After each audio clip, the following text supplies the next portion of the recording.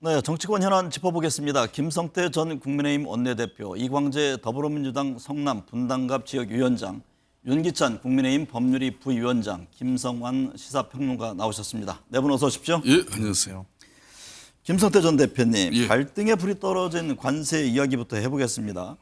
트럼프 미 대통령이 자동차를 콕 집어서 4월 2일 관세를 예고했는데요. 이게 뭐 적용 시점인지 계획을 발표하겠다는 것인지는 구체적으로 말하지 않았는데 어쨌든 이대로 간다면 우리나라 자동차 산업에 타격이 불가피하잖아요. 그렇습니다. 이 애교는 국가 간의 해결의 도구예요. 그러니까 무엇보다도 가장 큰 애교력이 발휘돼야 될 그런 중요한 시점에 지금 현재 전략적 애교를 펼 수 있는 그런 국내적인 지금 현재 여건이 참 안타까운 대목이죠.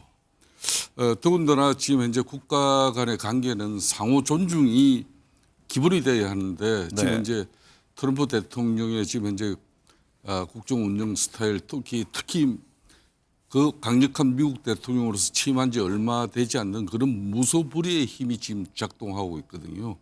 이런 측면에서 이제 저 트럼프 대통령의 관세 정책은 뭐 세계 어느 국가든 자유로울 국가가 없는 거죠. 그런 네. 측면에서도 그렇지만은 이제 이 안보 측면에서도 이제 동맹 관계의 중요성, 특히 동북아 이 안보 상황적인 측면에서도 그런 것도 고려해야 되는 것이고 무엇보다도 제일 먼저 우리 산업에 지금 발동에 불 이 자동차 관세 부분은 엄청난 고용 창출 효과뿐만 아니라 협력 하도업사의 그 고용 관계. 그러니까 이게 엄청난 원가 상승 요인이 발생하면은 그 부담이 협력 하도급 회사로 그대로 증가될 수밖에 없는 구조예요. 그러면 그렇지 않아도 지금 현재 양극화 현상에서 현대자동차나 뭐 기아자동차 이런 정규직 중심보다는 협력 하청 회사의 그 생활은 말도 없이 힘든데 그런 부분이 엄청 지금 걱정되는 거죠. 네.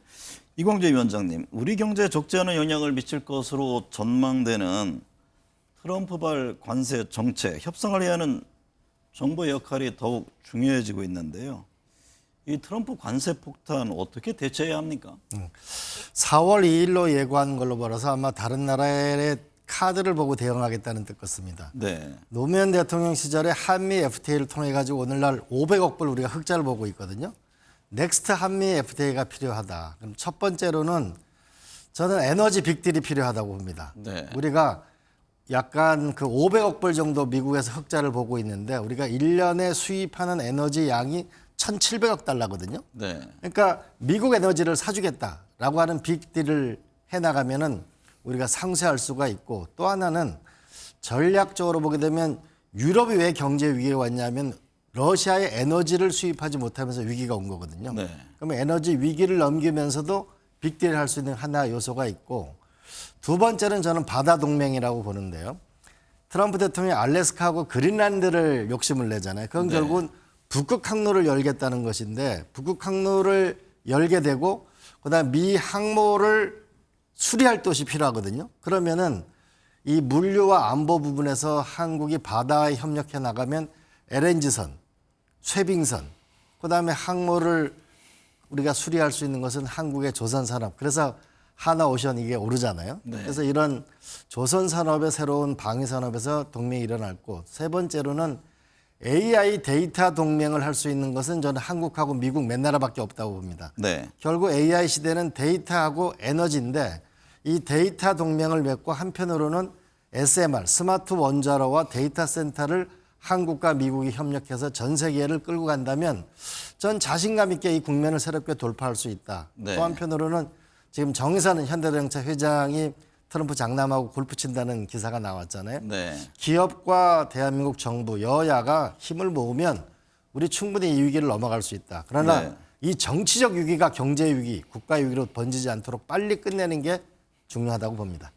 윤기찬 부위원장님, 방금 이제 이광재 위원장 말씀하셨는데 이 대외 여건, 경제 등을 감안해서라도 탄핵 국면이 조속히 마무리돼야 할 텐데요.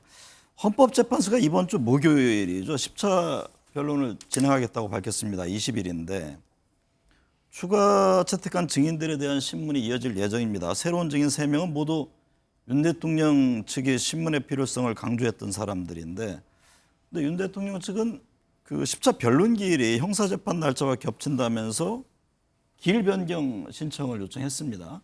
헌재가 받아들일까요?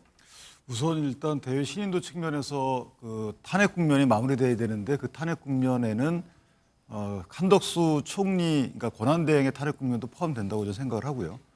근데 이제 헌재가 그 부분은 되게 서두르지 않는 부분이 좀 안타깝다는 생각이 들고요. 또한 이제 10차 변론 기일을 사후에 지정을 했는데 네. 그 이전에 이제 이미 구속 취소 신청을 대통령 측에 했고 구속 신청 취소 신청에 대한 신문 기일이 이미 잡혀 있습니다 그날. 그리고 변론 준비 기일도 공판 준비 기일도 잡혀 있는데 형사. 근데 이제 이 공판 준비 기일에 대통령이 안 나간다는 지금 확정적인 의사 표현을 안 한 상태예요.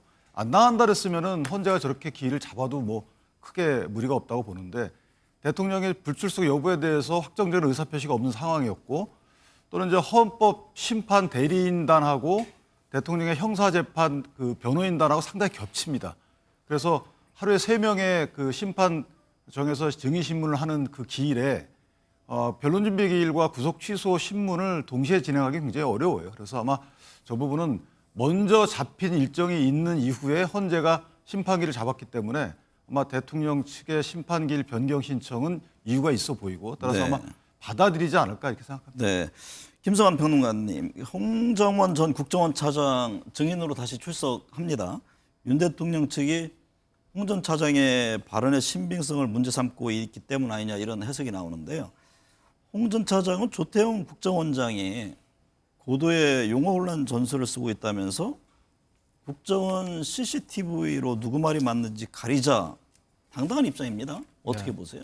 저는 증인으로 신청한 게 이게 잘한 일인지 잘 모르겠어요. 네. 홍정원 전 차장이 그동안에 언론에 보여줬던 태도나 그 당당한 면모들을 만약에 이번에 헌재에서 다시 증인으로 채택됐을 때 헌재 심판정 가서 똑같은 태도를 보인다고 하면 아마 윤 대통령 측이 아무리 그 발언의 신뢰성이나 아니면 메모 문제를 집중적으로 제기한다 하더라도 결코 유리하지 않을 것이다. 개인적으로 그렇게 보고요. 그러니까 홍 전 차장의 얘기는 그겁니다. 지금 조태용 국정원장이 그 메모를 받아 적었다고 하는 그 시각, 그 공터에 있었다고 얘기하는데 실제 사무실에 있었다 이렇게 얘기를 하고 있거든요. 네. 근데 국정원장 공간에 대한 이해가 좀 부족한 것 같아요. 그러니까 그런 얘기에 대한 언급이 전혀 없이 그렇게 얘기를 했는데요. 그러니까 지금 메모를 받아 적었다고 하는 시각하고 또 공간에, 그러니까 국정원장 공간에 갔다가 그 앞에 공터에 있고 또 사무실로 들어왔다고 하는 시각이 한 5분에서 10분 정도 차이밖에 일단 나지 않고요. 네. 그리고 국정원 안에 그러니까 국정원 청사가 있고요. 그러니까 국정원 사무실이라고 하는 청사가 있고 국정원장 관사가 있고 그걸 차량으로 이동하면 한 3분, 5분 정도도 안 걸리는 거리라고 하는 겁니다. 네. 근데 여인영 사령관하고 통화를 한 게 3차례 통화를 했기 때문에 사무실에서 아마 근처에서 통화한 것도 있을 거고 공터 앞에서 통화한 것도 있을 거고 그럴 텐데 그거 공터 앞에서 통화했다고 하는 그것만 문제 삼아서 일부만 부각시키고 있다. 이렇게 홍 전 차장 측은 얘기하고 있는 거고요. 그리고 메모에 관한 부분들에 대해서도 4가지 종류가 있다. 이렇게 얘기를 하고 있는데 홍 전 차장은 그렇게 설명을 지금 안 하고 있는 거거든요. 네. 왜냐하면 홍 전 차장이 그동안에 얘기를 해왔던 것처럼 윤 대통령이 싹 잡아들여라. 그리고 여인영 차장 방첩사하고 논의해가지고 방첩사를 지원해라. 이렇게 얘기를 했다고 하는 거란 말이에요. 그리고 여인영 차장하고 통화를 했더니 체포 명단을 얘기를 했는데 급히 받아 적다가 이걸 굳이 다 받아 적어야 할 필요가 있나 생각해서 받아 적는 건 중단했다 이렇게 얘기를 했거든요. 네. 그러니까 처음에 받아 적었던 쪽지나 뭐 포스트잇은 그게 하나가 있잖아요. 그리고 난 다음에 다시 보좌관한테 자기 기억을 상기시켜서 내가 지금 메모한 건 요만큼이고 또 나머지 사람을 불러줬다는 사람이 요만큼이다라고 설명을 해줬다는 겁니다. 그렇게 해서 보좌관이 메모장을 다시 기록을 한 게 하나의 버전이 또 있다고 하는 거고요. 그리고 그게 완벽한 기억인지 확인하는 과정에서 또 사람 이름이 이게 정확한지 아닌지를 또 보좌관하고 상의하는 과정에서 또 네. 메모를 작성했다는 겁니다. 그 메모를 지금 언론에다가 공개를 한 거란 말이에요. 그러니까 다시 정리를 해서 말씀드리면 기억한 것과 보좌관한테 불러주는 것, 기억을 상기하는 과정에서 메모를 계속 수정하는 작업이 있었다. 그걸 4가지 종류라고 하면 안 된다. 네. 라고 지금 얘기를 하고 있는 겁니다. 네. 그러니까 뭐 진술의 신뢰성이나 이런 것들을 흔들기 위해서 뭔가 크게 큰 다른 무엇이 있는 것처럼 부각시키고 있지만 실제로 본질은 다르지 않은 걸 가지고 일종의 여론전을 하고 있다 이렇게 홍 전 차장 측은 얘기하고 있는 겁니다. 김성태 전 대표님, 예. 홍 전 차장을 다시 부른 배경은 어떻게 보세요? 그만큼 홍 전 차장의 증언과 메모가 중요한 사항이다 이렇게 판단하는 그렇죠. 건가요? 아무래도 윤석열 대통령이 이제 비상계엄을 선포한 그 위헌 위법성에 대한 그런 탄핵 심판의 가장 핵심적인 내용이 될 수가 있는 거죠. 홍정은 차장이 12월 3일 날 윤석열 대통령으로부터 직접 이제 지시를 받아서 이제 정치인 이런 등 뭐 체포자 명단을 여인행 방첩사 사령관을 받음으로써 싹 잡아들이라. 그래서 이제 이 가장 핵심적인 지금 프레임이 서버렸거든요. 네. 문제는 그 핵심 프레임이 선 과정 속에서 홍장원 전 차장의 지금 현재 진술, 특히 지난번 헌재에서 5차 진술을 하면서도 국민들에게 상당히 큰 의구심을, 특히 윤석열 대통령 변호인 측에서는 상당히 이건 뭔가 핵심적인 그 의구심을 가질 수밖에 없는 그런 상황을 한마디로 제시한 장본인이 홍장원 전 차장입니다. 네. 그런 측면에서 홍 전 차장의 메모는 신뢰가 어렵고, 두 번째는 정치적 중립성에 상당히 문제가 있다. 네. 그래서 심지어 윤석열 대통령 측 변호인은 이는 공작에 가까운 거다, 이런 주장을 하지 않습니까? 네. 그러니까 윤석열 대통령 입장에서도 해임되기 몇 달 전부터 국정원장으로부터 정치적 중립성에 문제가 있어서 신뢰를 하지 못하고 있다는 이런 내용을 대통령이 이미 확보하고 있었지 않습니까? 네. 이런 걸 뭐 헌재 심판 과정에서도 구체적인 이야기를 하고 있습니다만은, 문제는 특히 그러면 12월 3일 날 대통령의 전화를 받고 그다음에 본인이 방첩사 사령관 여인영에게 전화를 걸고 그 체포자 명단을 받았는데, 그걸 원장 공간 한적한 곳에서 이게 본인이 자필로 메모를 썼는데, 그걸 또 보좌관에게서 이게 바로 그냥 정확하게 내용을 기재를 해라. 또 그 보좌관이 만든 내용 거기에다가 또 자신의 또 의견을 또 집어넣고, 그렇게 해서 지금 4번의 이 체포자 명단이 지금 만들어져요. 이걸 네. 대한민국 많은 국민들이나 특히 지금 내놓으라 하는 윤석열 대통령의 이 변호인 측이 이 어떤 그 정언과 또 그 내용, 또 이제 이 가장 핵심 지금 증거지 않습니까? 핵심 증거에 대한 그런 신빙성의 의문을 가질 수밖에 없는 내용이죠. 네. 그렇기 때문에 20일 헌재 이제 홍장원 차장이 출석을 합니다만은,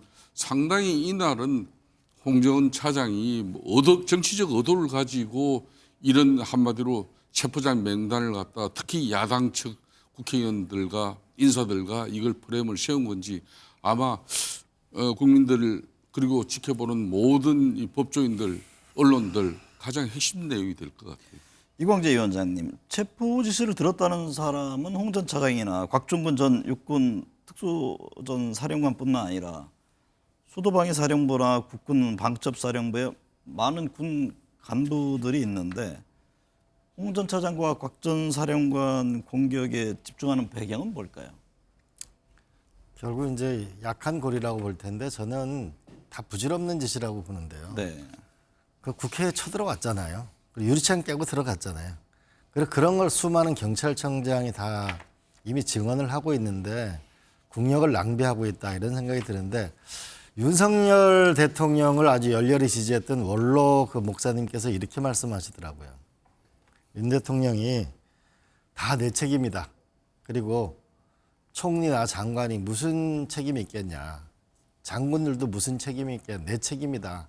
이렇게 했으면 차라리 인간적인 연민이라도 남을 텐데, 그걸 부하들한테 다 이렇게 떠넘기면 우리가 뽑은 대통령이, 내가 노력한 대통령이 이거밖에 안 되냐, 이런 자괴감이 많이 든다고 얘기하는데요. 네. 이미 전 세계가 다 지켜본 거, 이런데 국력 낭비가 없어야 한다고 저는 생각합니다. 네. 윤기찬 부위원장님, 만약 헌재가 20일 변론을 종결하면 최종 탄핵 심판 선고는 언제쯤 예상합니까? 3월 초중순쯤 선고, 5월 대선을 예상하는 분석들이 나오던데요. 근데 20일 날 종결하기는 저는 만만치는 않을 것 같다는 생각이 들고요. 네. 왜냐하면 한덕수 총리에 대해서는 사실은 필요 없다라고 한번 그 증인 신청에 대해서 기각 결정을 했다가 다시 또 채택을 했잖아요.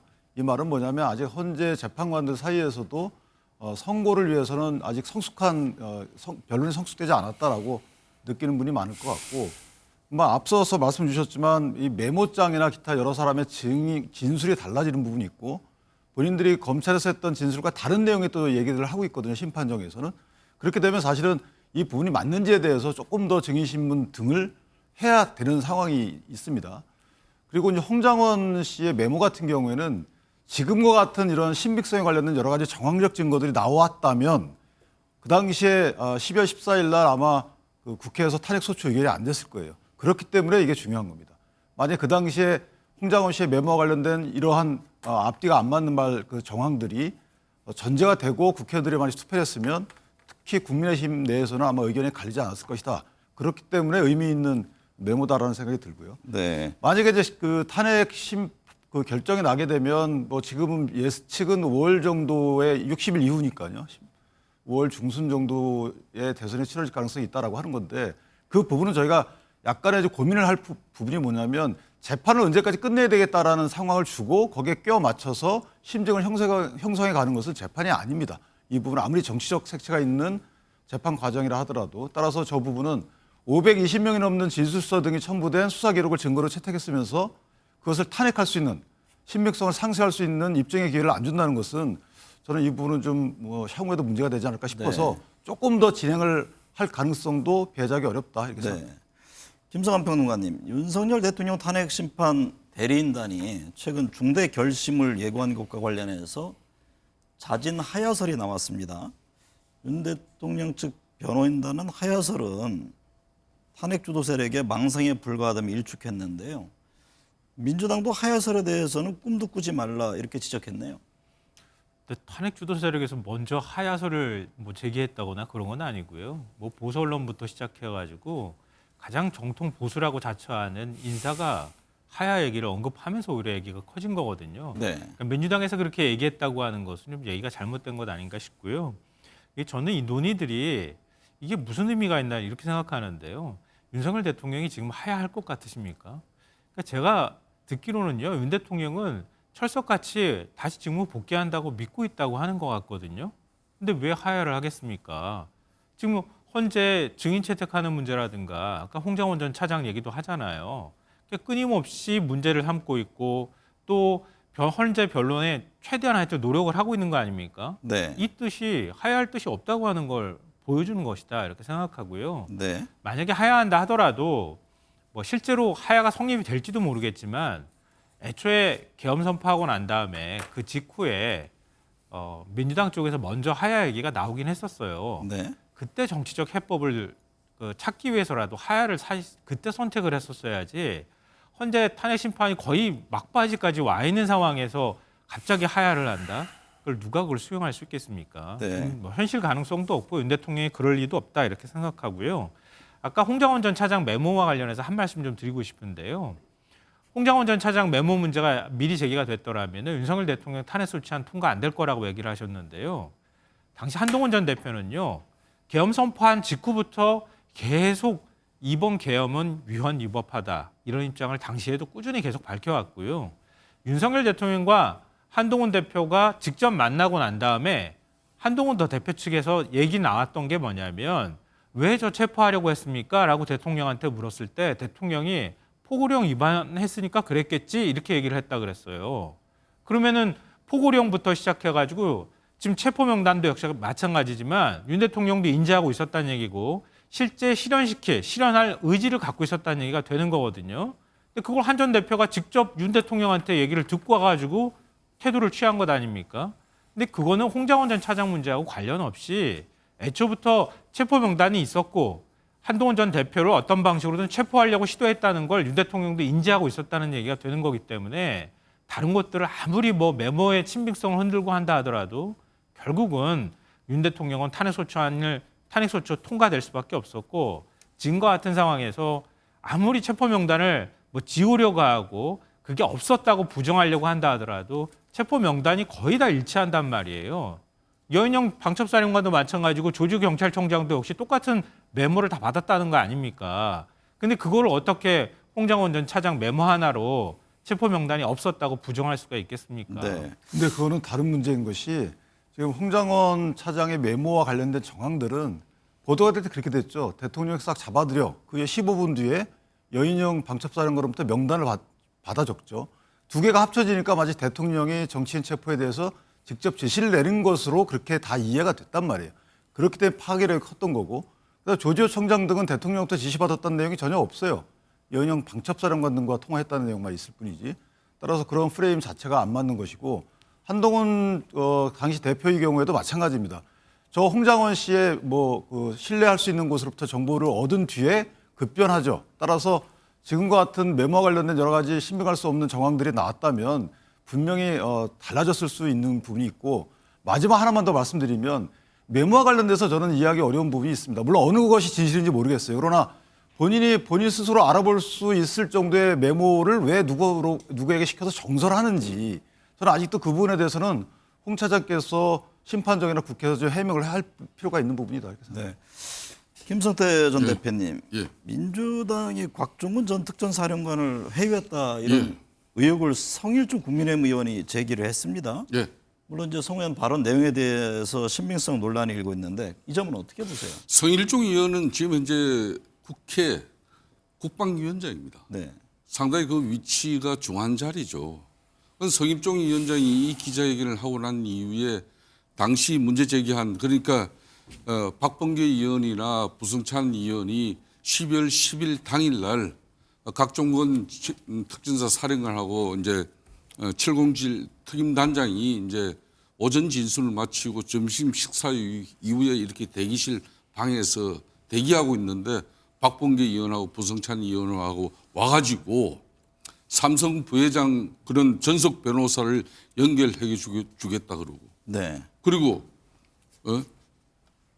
또 그 뭡니까 그 끝까지 당신들 변론 문제를 갖다 민주당이 챙겨주겠다. 네. 이런 걸 했다 그러면 그게 해유가 아니면 뭐겠습니까? 그런 측면에서 이게 이제 현재 탄핵 심판을 통해서 이제 대통령이 헌법을 위반하고 법률을 위배한 그런 실체적 사실에 대해서는 반드시 법과 헌법에 의해서 심판이 이루어지겠죠. 네. 그렇지만은 허위 사실로 이게 선전선동이 이루어져서 그렇게 해서 이게 법적인 그리고 현재 심판이 있기 이전에 이제 국민 여론이라든지 이런 윤석열 대통령 그러니까 피소추인에 대한 탄핵을 기정사실로 만들어가는 그런 측면에서 정치적인 그 의도가 있었다면은 이 자체는 상당히 심각한 문제죠. 그렇기 때문에 성일종 국방위원장은 본인이 기자회견을 통해서 이 각종건 사령관하고 김현태 707 단장이 돼서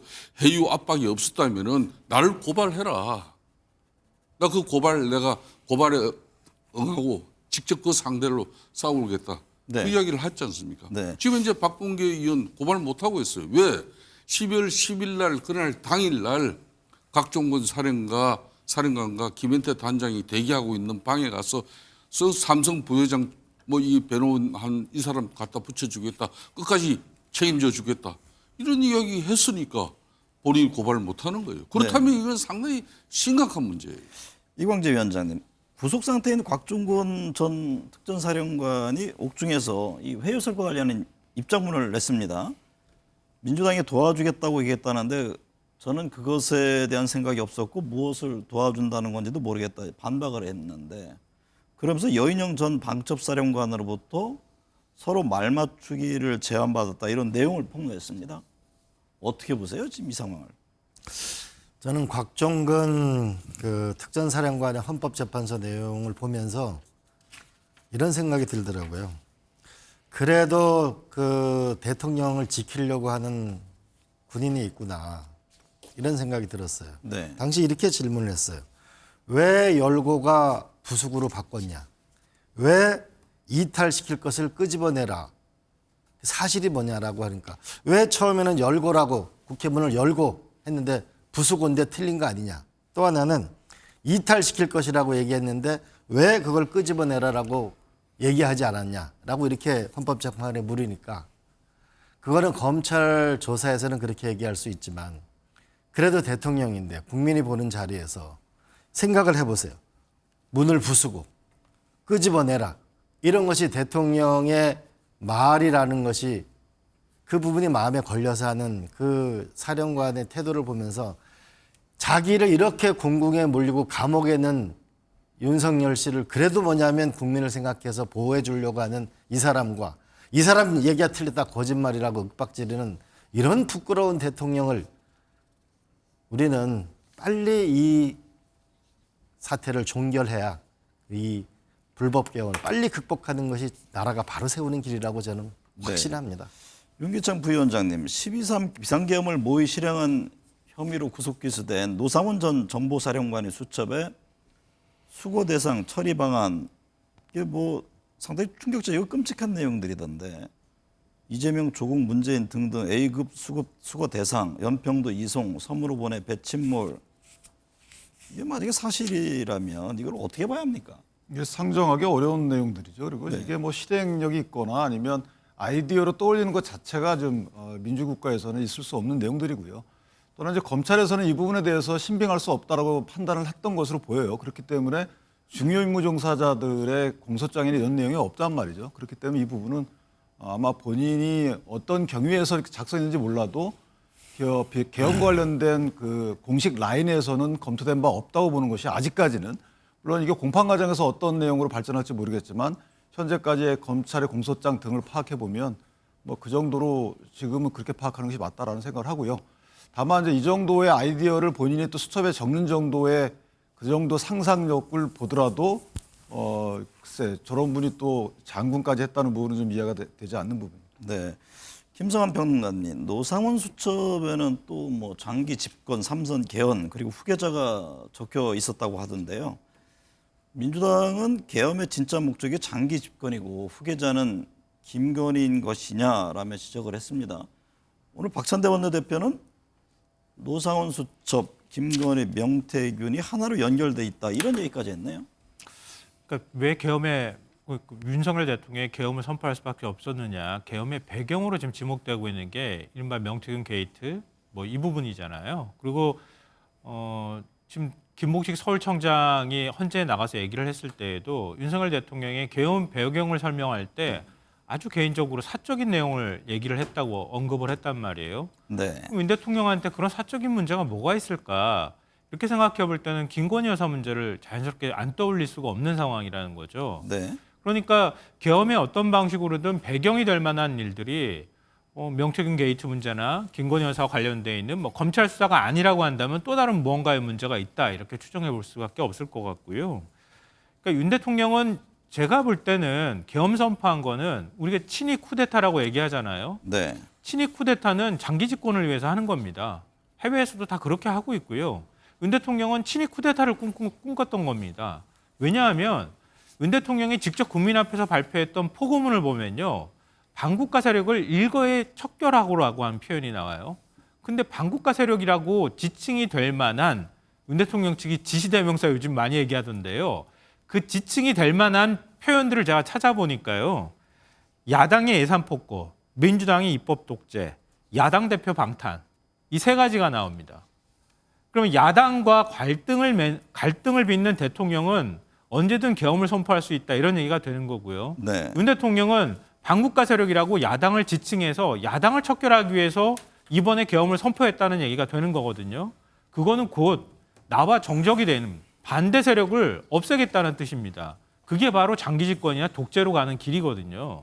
그러니까 장기 집권을 꿈꿨다고 하는 노상원 전 정보사령관 수첩에 있는 메모가 결코 허황되지 않다, 이렇게 보고요. 노 전 사령관이 작성했다고 하는 그 체포 명단, 그 명단하고 지금 아까 홍장원 전 차장이나 여인영 전 방첩사령관 메모나 조지옥 경찰청장 메모랑 거의 다 일치한단 말이에요. 네. 경찰이 조사하면서 노상원 전 사령관한테 질문했습니다. 이거 메모 어디서 나온 겁니까? 체포 명단 어디서 나온 겁니까? 이렇게 물어봤더니 노상원 전 사령관이 김용년 장관이 불러주는 대로 적었다, 이렇게 진술했습니다. 네. 그리고 여인영 전 방첩사령관은 그 메모를 왜 남기게 됐는지, 명단을 어떻게 작성했는지 검찰에 가서 진술했는데요. 윤석열 대통령이 평소 사석에서 부정적으로 평가했던 인물들이다, 이렇게 얘기를 합니다. 이 얘기가 곧 뭡니까? 결국 김용년 전 장관하고 노상원 전 정보사령관하고 아주 밀접하게 움직였다고 하는 건 이미 다 공개된 사실이거든요. 분신처럼 대하라, 이렇게 얘기했다고 하고, 그러면은 김용년 전 장관의 계엄 계획의 일종의 브레인 역할을 노상원 전 사령관이 했다. 일부는 실행했고 일부는 실행하지 못했다 하더라도 결국은 그 계획들이 실행을 위한 목적으로 작성됐다고 충분히 의심할 만하다라고 생각합니다. 네.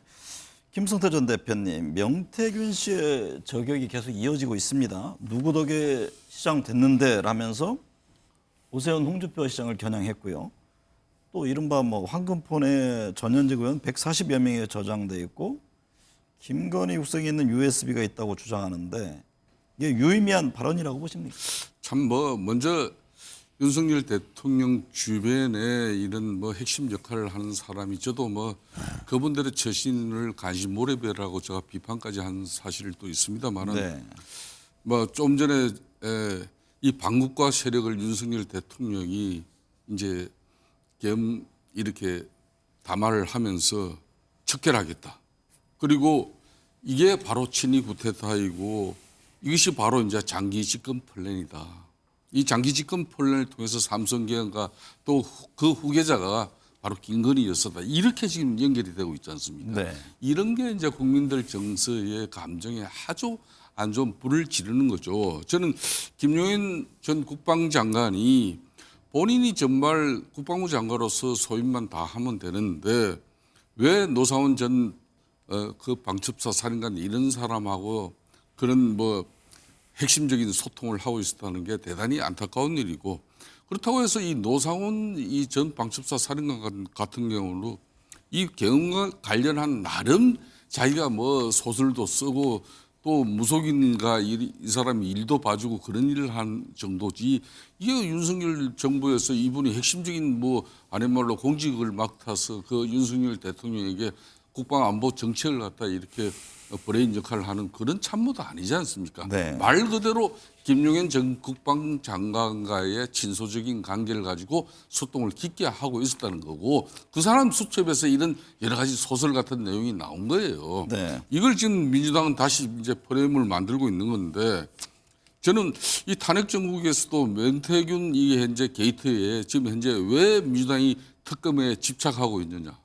그러니까 이제 헌재 심판에서 이제 윤석열 대통령의 탄핵 인용이 이루어지고 나면 조기 대선을 가는 것은 기정사실인데 이 조기 대선 기간 동안에 끊임없이 국민들에게 반감을 가져갈 수 있는 윤석열 대통령과 김건희 여사의 그 스토리를 쏟아내려고 하는 그 전략이 있는 거죠. 저는 네.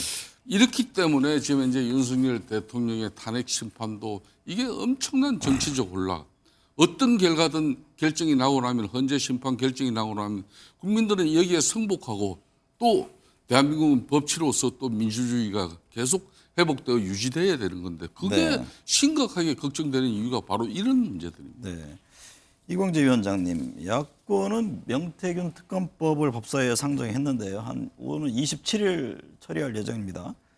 국민의힘에서는 방금 말씀하셨듯이 야당 노리는 자객 특검이다라고 반발하고 있습니다. 명태균 특검법 문제는 어떻게 보세요? 저는 명태균 특검은 이건 누가 요청했냐면 명태균 씨가 제일 먼저 요청한 거잖아요. 명태균 씨는 윤석열 씨하고 계속 윤석열 대통령하고 계속 주고받았던 사람이잖아요. 네. 그럼 왜 명태균 씨는 특검을 요구했을까? 검찰이 제대로 수사를 안 한다는 얘기 아닙니까? 네. 그리고 두 번째로는 왜 하필이면은 명태균 씨가 자기의 황금폰이 민주당으로 넘어갈 수 있다. 특검이 필요하다고 얘기했을 때 그날 왜 밤에 계엄령이 발동됐을까? 뭔가 좀 관련이 있다고 보고요. 네. 그리고 제 개인적인 경험인데요.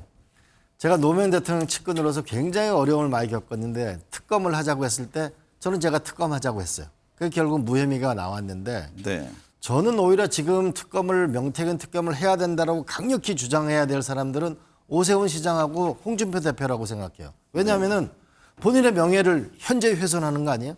그리고 이런 논란에 시달릴 필요가 없잖아요. 네. 그리고 저는 빨리 문제를 해결하려면 국정조사를 빨리 하는 게 낫다. 그렇게 해서 이 문제를 털고 가야 오세훈 시장도 지도자 아니에요. 그러면 자신감 있는 모습을 보여주는 것이 저는 중요하다. 네. 그리고 이런 시시한 일로 더 이상 국민들을 피곤하게 하지 말자. 이런 생각입니다. 국민의힘 상황 살펴볼까요? 윤기찬 부위원장님, 한동훈 전 국민의힘 대표가 머지않아 찾아뵙겠다, 조만간 등판할 것이라는 전망이 나옵니다. 언더 73과 같은 친한계 모임 보폭 넓히고 있는데요. 국민의힘이 한 전 대표와 친한계를 어떻게 받아들일까요? 저는 거꾸로 한 전 대표와 그 언더 73이라는 친한계 이분들이 국민의힘의 현재 기조를 어떻게 받아들일 건가가 더 큰 관전 포인트라고 보는 것이요. 네. 방금 명태균 특검법 말씀 주셨지만 이제 17일 날이면 수사 중간 결과를 발표한다는 겁니다.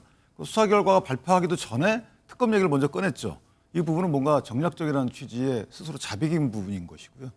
또한 이제 명태균 특검 관련해서 금방 오세훈, 홍준표 이런 분들이 언급이 되고 있는데 이전에도 보면 친한계 일부 분들이 한동훈 전 대표만 자유롭다 이런 말씀을 하셨단 말이죠.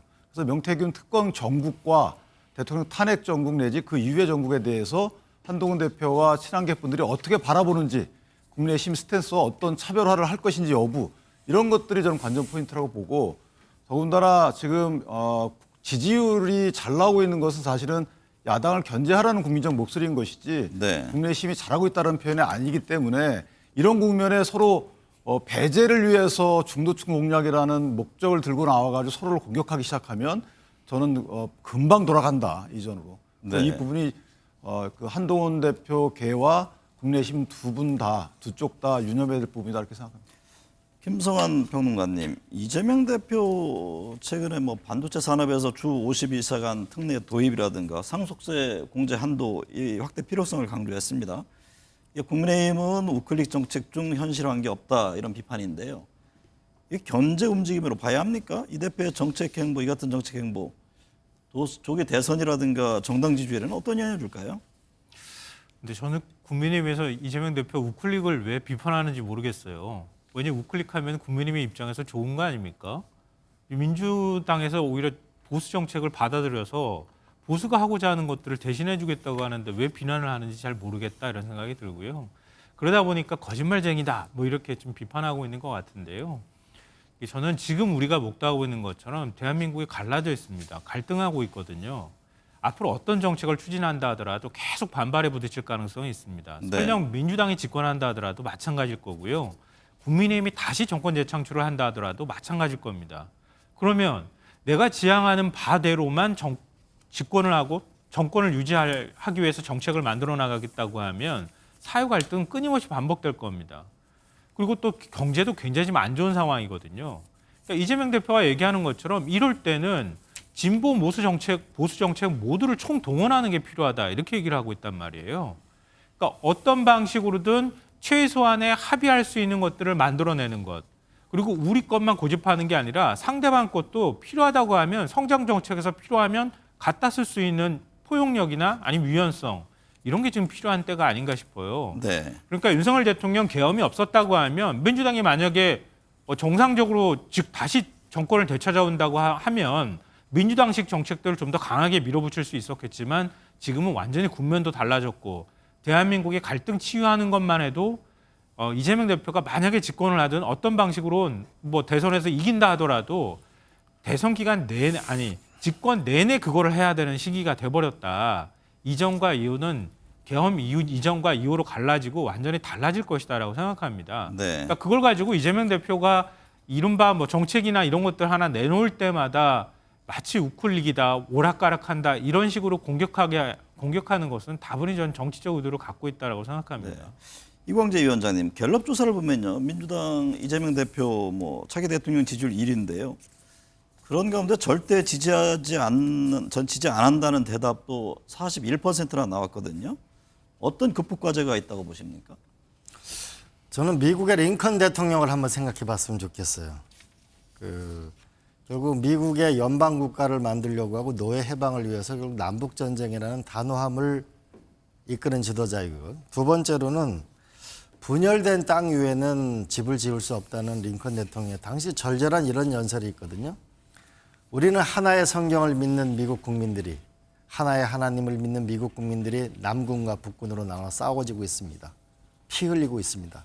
그럴 때 그 통합을 하려고 하는 그 열망을 우리는 배워야 하고, 또 하나는 그 남북 전쟁의 와중에서도 동서횡단철도를 만들어서 경제를 살리고, 또 하나는 가장 놀라운 것은 주립대학을 만들 때는 2천만 평을 준다는 모리법을 만들고 네. 미 과학협회를 만들어서 과학기술의 미국을 만들고 더 결정적으로는 미국 서부에 와가지고 5년 동안 집을 짓고 개간을 하게 되면 땅을 20만 평을 준다는 홈스테드법을 만들어서 결국 3천만 명의 대량 이민을 미국으로 끌고 와 새로운 나라를 만든 건데요. 결국은 누가 이 내란 세력을 확실히 극복할 수 있을 거냐. 네. 또 하나는 국민들을 통합할 거냐. 또 하나는 미래를 가장 먼저 만날 수 있는 리더십이 있는가. 그리고 네. 비전 문제라고 봅니다.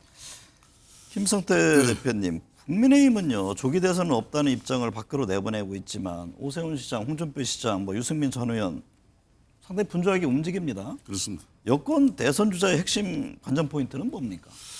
아무래도 이제 윤석열 대통령을 배출한 집권당의 도리로서는 현재 탄핵 심판이 결정나기 전까지는 이걸 당에서 구체적으로 조기 대선을 기정사실로 만들면서 주자들이 아무리 대선의 꿈을 가지고 있다 하더라도 그렇게 상대방을 서로 대선 후보 경쟁자들을 비판하면서 또 비전을 가지고 국민들에게 어필하면서 당원들에게 또 새로운 그런 청사진을 보이는 그런 거는 지금 상황에서는 어떤 경우든 힘들죠. 네. 그렇지만 이제 국민의힘도 지금 현재 권영세 비대위원장이나 지금 권성동 원내대표 이런 분들이 다 윤석열 대통령의 그런 포켓 정치인이 아니에요. 네. 또 마음대로 그렇게 주무를 수 있는 그런 선수들도 아니고 윤석열 대통령 입장에서도 이제 국민의힘이 자신의 포켓 정당이라는 그런 인식으로 만일 국민들에게 비춰지는 부분이 있다 그러면 상당히 옥중 정치에 대해서도 이제 여러 가지 진중한 그런 고민을